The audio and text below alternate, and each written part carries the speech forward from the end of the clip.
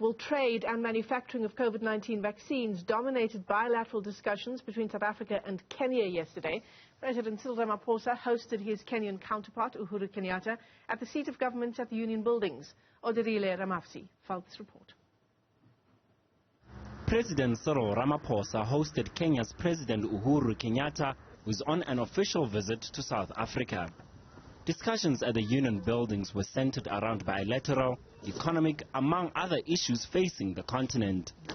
The two countries, which have long-standing relations, signed bilateral agreements as well as a memorandum of understanding on immigration.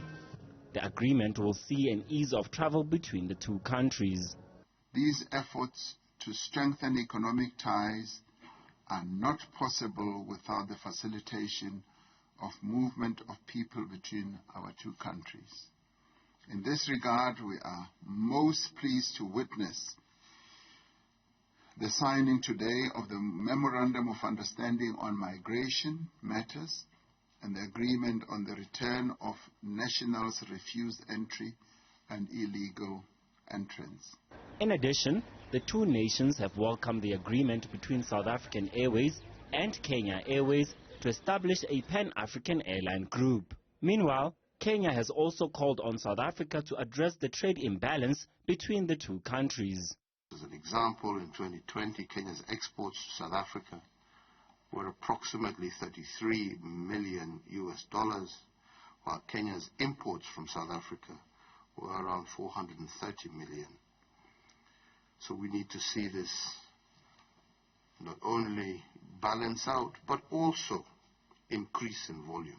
Turning to issues of instability on the continent, Ramaphosa and Kenyatta called on Sudan and Ethiopia to engage in constructive negotiations to end the turmoil that has gripped the two nations. I strongly condemn any attempt at an unconstitutional change of government in the Sudan and call on all parties to engage in constructive, good faith and peaceful dialogue to restore the Sudan's constitutional order. Mr. President, we are most alarmed by the unfolding situation in Ethiopia and the consequences it may have for the stability of Ethiopia and the region in the eastern part of our continent. South Africa and Kenya have lambasted the hoarding of COVID-19 vaccines. The two countries, however, have been selected to produce vaccines on the continent. Kenya is hoping to have its local production up and running by the first quarter of next year. We in Kenya aim to start local production of COVID-19 vaccines during the first quarter of 2022 with the aim of developing a fully fledged vaccine manufacturing capacity by 2024.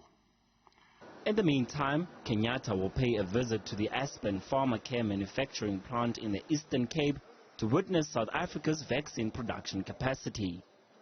For Newzroom Afrika on Channel 405, I am Odirile Ramafsi.